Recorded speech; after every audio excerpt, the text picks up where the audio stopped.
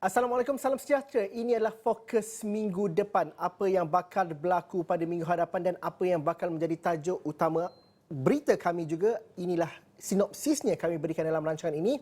Dan sudah pasti apa yang menjadi tumpuan pada minggu hadapan bermula esok ialah mesyuarat kedua penggal kelima Parlimen ke-14 yang akan berlangsung selama 3 minggu bermula esok, di mana rang Undang-Undang Perlembagaan Pindaan nombor 3 2022 dan mengenai peruntukan larangan ahli Dewan Rakyat bertukar parti dijangka akan dibentangkan atau diletakkan di atas meja ahli Dewan Rakyat pada Isnin untuk dijadikan rujukan mereka. Difahamkan Menteri di Jabatan Perdana Menteri Datuk Seri Wan Junaidi Tunku Jaafar sebelum ini mengatakan bahawa ianya dicadangkan untuk dibahaskan pada 27 dan 28 Julai depan.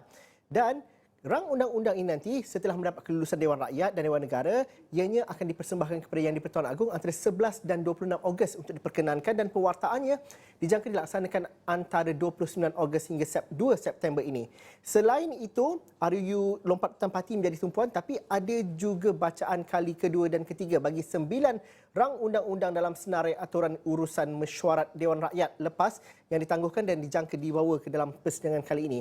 Yang menjadi tumpuan juga mesyuarat Dewan Rakyat pada kali ini ialah sama ada pemilihan timbalan Yang di-Pertua Dewan Rakyat bagi menggantikan ahli Parlimen Pengarang Datuk Seri Azrina Osman akan dapat dilaksanakan atau ditangguhkan untuk kali ketiga. Mesyuarat ini juga bakal menyaksikan Menteri Perusahaan Perladangan dan Komoditi Datuk Zuraidah Kamaruddin mewakili kerusi Parti Bangsa Malaysia PBM setelah mengumumkan keluar bersatu pada 26 Mei lepas, dan dua lagi ahli parlimen turut mewakili parti itu ialah Larry Seng daripada Julau dan juga Stephen Chong daripada Tebrau juga menduduki kerusi Parti Bangsa Malaysia di Dewan Rakyat. Itu antara perkara menarik Dewan Rakyat, persidangan Dewan Rakyat yang berlangsung esok.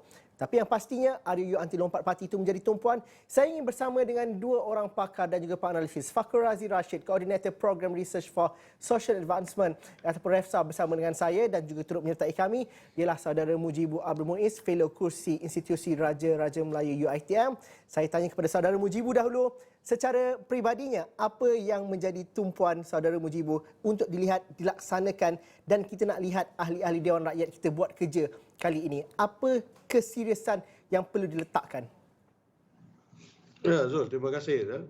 Saya rasa sudah tentulah sebagai pemerhati kita mahu melihat rang undang-undang Akta Lompat Parti itu disegerakan, bukan saja seperti mana yang Zul katakan tadi, diletak di atas meja dan semua ahli parlimen. Saya rasa sudah nekat bahawa ini satu rang undang-undang yang diperlukan, apatah lagi setelah melihat kesannya kepada politik semasa, bila ketidakstabilan kerajaan itu banyak berlaku disebabkan antara besarnya lompat parti ini. Jadi saya rasa dengan tempoh perbincangan di parlimen untuk mesyuarat kedua penggal kelima ini sangat pendek, hanya sekitar 12 hari. Seperti mana yang dikatakan, kalau benar dianya akan dibahaskan pada 28 Julai, maka saya rasa ini satu perbincangan yang perlu diperhatikan, dia perlu disegerakan, kerana kita hanya ada tinggal satu lagi mesyuarat ketiga pada Oktober nanti, dan selepas itu mungkin kita akan melihat PRU yang ke-15 bakal dilaksanakan. Jadi saya rasa mau tidak mau kita sudah berada pada takat yang mendesak untuk keperluan kepada ini. Jadi saya rasa semua ahli parlimen yang berada itu 220 yang akan bersidang itu, kalau boleh segerakanlah akta ini. Ini saya rasa adalah bagi kemaslahatan bukan saja kepada orang politik, bagi memastikan adanya kestabilan politik bukan saja pada parti masing-masing tetapi juga pada kerangka kestabilan politik peringkat nasional untuk kemaslahatan yang umum. Zul. Saudara Mujibu, orang politik dah melihat kepada terdesaknya untuk RUU ini untuk dilaksanakan kerana angin pilihan raya itu dah datang, katanya mungkin Oktober, November dan sebagainya. Tapi bagi Fakhur Razi sendiri, kita nak tahu kalau dah terdesak, apa yang bakal dibentangkan dalam RUU itu dan sejauh mana ianya dimudahkan untuk diluluskan dan juga dilaksanakan serta diwartakan, kerana ini adalah peringkat kedua selepas pembentangan ataupun bacaan kali pertama ataupun sesuatu yang telah diletakkan pada mesyuarat yang lepas. Pada pandangan Fakhur Razi bagaimana? Dari segi apa yang telah berlaku pada hari ini, kalau kita lihat perkembangan tentang RUU Anti Lompat Parti ini adalah satu perkembangan yang positif, kerana seawal bulan April tak silap saya, kita telah menubuhkan satu jadualkuasa pilihan khas yang telah dianggotai oleh pemimpin-pemimpin pelbagai parti untuk membincangkannya. Dan hari ini kita lepas 3 bulan jadual kuasa itu ditubuhkan, dan kita dapat lihat banyak reaksi positif daripada pihak Pakatan Harapan itu sendiri, dan kabinet itu sendiri mengatakan bahawasanya mereka bersetuju untuk melihat draft RUU anti lompat parti dan pindaan pelbagai ini dibentangkan pada sesi kali ini. Dan kalau kita lihat, ini satu jaminan daripada Menteri di Jabatan Perdana Menteri sendiri, Datuk Seri Dr. Wan Junaidi, mengatakan bahawasanya akan dibentangkan laporan penyata itu sendiri pada 27 dan 28 pula akan dibahaskan pindaan tersebut. Dan ini saya rasa agak menarik kerana nak dikatakan butiran secara teknikalnya, saya rasa kita suka untuk mendapatkan butiran tersebut, kerana kalau kita tahu bahawasanya butiran ini terletak di bawah OSA, iaitu Akta Rahsia Rasmi yang dia sukar dibicarakan di dalam ruang awam itu sendiri, tetapi Parlimen merupakan platform untuk membincangkan perkara ini. Dan saya ingin menambah sedikit tentang kepentingan undang-undang anti lompat parti dan pindaan pelbagai ini. Ini bukan sahaja tentang keterdesakan ahli politik untuk menuju pilihan raya, tetapi ia adalah satu tawaran kepada pengundi, itu untuk memberi jaminan kepada pengundi bahawasanya tidak akan berlaku lagi isu-isu lompat parti pada pilihan raya akan datang dan seterusnya. Dan apa lebih penting, RUU ini adalah saya rasa adalah satu langkah untuk pengundi melihat nilai kepentingan demokrasi itu semula. Selepas 2 tahun kita lihat beberapa isu-isu politik berlaku dan ia semakin hari semakin menjarakkan rakyat ataupun pengundi dengan institusi parlimen dan demokrasi itu sendiri. Dan saya harap RUU anti lompat parti ini dari segi butirannya, dari segi perbahasannya harus menuju kepada hala tuju yang lebih jelas, iaitu mengembalikan semula keyakinan rakyat dan pengundi kepada institusi demokrasi dan berparlimen itu sendiri. Apa iltizam yang perlu ditunjukkan oleh ahli-ahli Dewan Rakyat ketika membahaskan rang undang-undang anti lompat parti ni, Saudara Fakhrul Razi, kalau kita dapat secara idealnya kita lihat? Kerana akhirnya bukan sahaja untuk kita stamp akta itu, tetapi akhirnya ialah untuk memberikan keyakinan kepada rakyat bahawa mereka dapat berpartisipasi dengan lebih jelas dan juga dengan lebih telus di masa akan datang. Pada pandangan Fakhrul Razi, apa yang kita dapat tunggu apabila ini dibahas nanti? Apa sikap, apakah nilai yang perlu dibawa oleh ahli Dewan Rakyat ketika perbahasan nanti? Salah satu perkara yang kita lihat semenjak kebelakangan ini, perubahan politik atau dinamik politik itu berubah apabila kita memerlukan ahli parlimen itu bersetuju atas dasar kepentingan rakyat dan dui partisan. Perkara ini kita dah bahas lama dengan adanya MOU, CC dan sebagainya yang mengetengahkan agenda-agenda yang memerlukan kedua-dua belah pihak kerajaan dan perbankan bersetuju dalam sesuatu perkara yang meletakkan pembaruan dari segi institusi demokrasi dan berparlimen itu sendiri. Jadi apa yang kita harapkan kepada ahli parlimen adalah menumpukan sepenuhnya kepada isu-isu yang boleh mengembang ataupun memastikan bahawasanya tidak akan berlaku lagi kesilapan ataupun tidak akan berlaku lagi sikap di mana ahli parlimen bertukar parti tanpa memikirkan tentang kemaslahatan rakyat dan negara itu sendiri. Dan kalau kita lihat pada hari ini, sidang parlimen pada bulan Julai ini juga bersidang ketika rakyat sedang terhimpit dengan kadar harga barang yang semakin meningkat dan inflasi. Jadi expectation rakyat ataupun pandangan rakyat terhadap perbahasan kualiti perdebatan itu adalah sangat tinggi, dan saya berharap ahli parlimen dan ahli Dewan Rakyat itu sendiri menampilkan hujah-hujah ataupun cadangan yang boleh menyaksikan adanya pembaharuan dalam institusi parlimen dan politik Malaysia itu sendiri. Saudara Mujibu, bagaimana kita mahu melihat bahawa ada perdebatan dan juga perbahasan yang begitu konstruktif di kala rakyat dihimpit dengan pelbagai masalah kos hidup dan juga masalah post COVID-19 ini? Kerana ahli politik menjadi ahli politik sudah pasti melihat kepada percaturan politik dan juga menjelang pilihan raya umum yang kita tak tahu lagi tarikh di bila, tapi kerja-kerja ke arah itu sudah dilakukan. Justru bagaimana ini adalah sidang Dewan Rakyat yang terpenting untuk buat kerja sebelum mengatur strategi politik. Kerana di luar Dewan Rakyat itu, percaturan politik itu sentiasa berlaku dan itu akan mempengaruhi apa yang bakal berlaku dalam Dewan Rakyat. Cerapan Saudara Mujibu bagaimana? Ya, ini barangkali satu perkara yang sukar untuk dipisahkan dengan orang politik. apa juga aspek politik yang dirasakan mampu untuk memberikan pulangan bukan saja kepada diri mereka sebagai pemain politik tapi juga kepada parti yang diwakili. Maka hal-hal yang berkaitan dengan retorik, hal-hal yang berkaitan dengan kontroversi yang memberikan mereka publicity itu memang sebahagian daripada kelumrahan berpolitik mereka. Tetapi saya rasa perlu ada satu persempadanan, ya, mereka sebagai pemain politik dan juga mereka itu berada di dalam Dewan Rakyat sebagai pembuat undang-undang, pembuat dasar.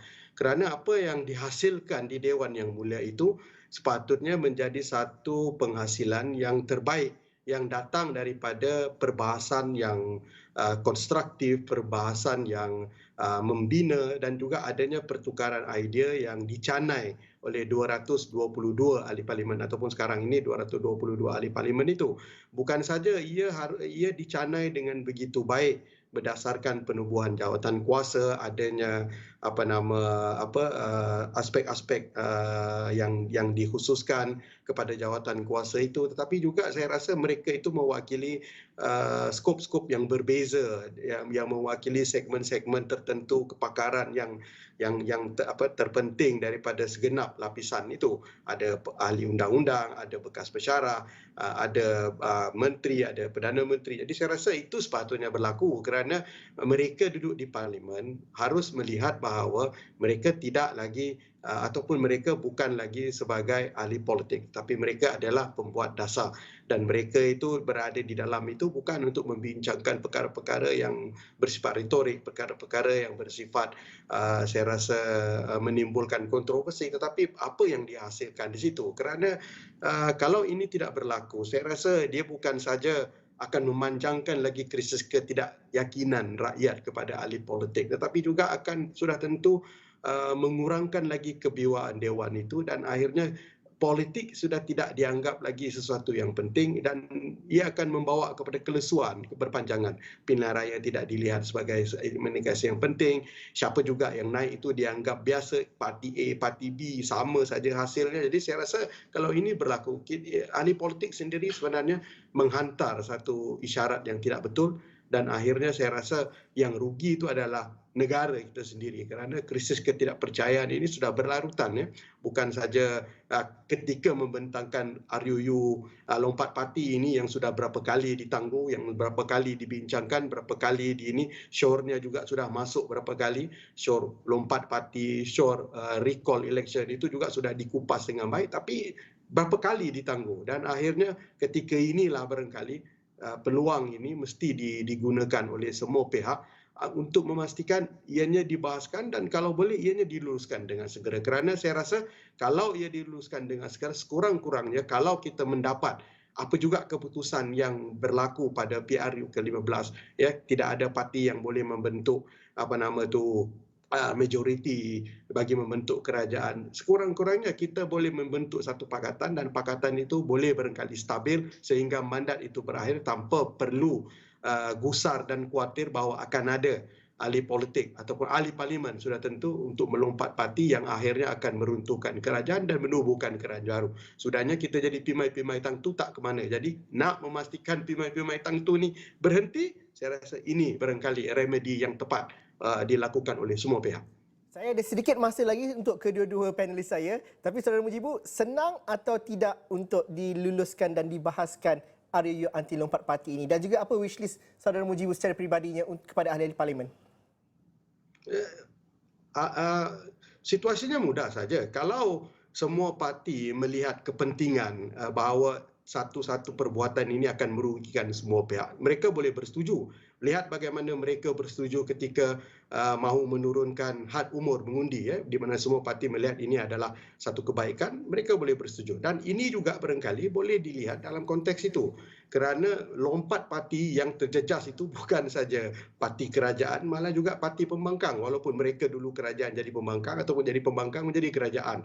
Ya, kerana ini menjejaskan semua pihak dan wishlist saya adalah sudah tentu mahu melihat rang undang-undang anti lompat parti ini mesti diluluskan. Sekurang-kurangnya kalau tidak boleh diluluskan pada mesyuarat kedua penggal kelima ini, barangkali boleh dilakukan pada mesyuarat ketiga. Cuma saya skeptik pada mesyuarat ketiga itu ia boleh dilakukan walaupun sidang pada Oktober itu lebih panjang kerana sudah tentulah bajet lebih mencuri tumpuan pada ketika itu. Tapi kalau mereka semua bersetuju bahawa ini menjejaskan mereka, maka mengapa tidak ianya dipersetujui dan juga diluluskan dengan cepat mungkin. Saudara Fakhrul Aziz, seminit lebih kurang. Adakah mudah untuk diluluskan dan apa wishlist? Kalau wishlist saya harap ahli parlimen datang sidang dan juga berpartisipasi dan tidak dibiarkan kosong Dewan itu. Fakhrul Aziz bagaimana pula? Saya rasa ini satu ujian yang agak kritikal kerana kita kena lihat dalam MOU transformasi dan kestabilan politik itu sendiri mengatakan bahawasanya parlimen tidak boleh dibubar sehingga 31 Julai 2022 dan seperti mana penganalisan politik melihat ini adalah parlimen yang membuka pintu kepada ataupun enjin kepada menuju kepada PRU 15 dan saya rasa ia memang mudah untuk dikatakan tetapi dari segi politik ni sukar kerana kita lihat pada kebelakangan ini kerajaan Datuk Seri Ismail Sabri mendapat beberapa kritikan dan serangan daripada dalam kerajaan maupun di luar kerajaan itu sendiri dan kalau kita lihat pada sesi sidang lepas di mana ada satu usul ataupun RU pindaan SOSMA yang melihat kerajaan Datuk Seri Ismail Sabri tewas dengan pembangkang pada waktu itu dan saya rasa ini adalah salah satu ujian ataupun sesi ini adalah salah satu ujian kepada kepimpinan Datuk Seri Ismail Sabri sama ada dia boleh kekal menerjui kerajaan ataupun kita terus menuju kepada pilihan raya kemudian. Okey, perbincangan ini anda akan dapat lihat lebih banyak pada minggu-minggu akan datang, pada minggu depan khususnya daripada Isnin sampai Khamis khususnya kerana kami akan bawakan laporan komprehensif sidang Dewan Rakyat. Terima kasih saudara Fakhrul Aziz, terima kasih saudara Mujibu kerana sudi bersama kami dalam Fokus minggu depan. Selepas ini saya nak terbang ke Bumi Kenyalang, Kuching. Ada cerita yang menarik di Minggu Harapan di sana, itu kita kongsikan selepas ini.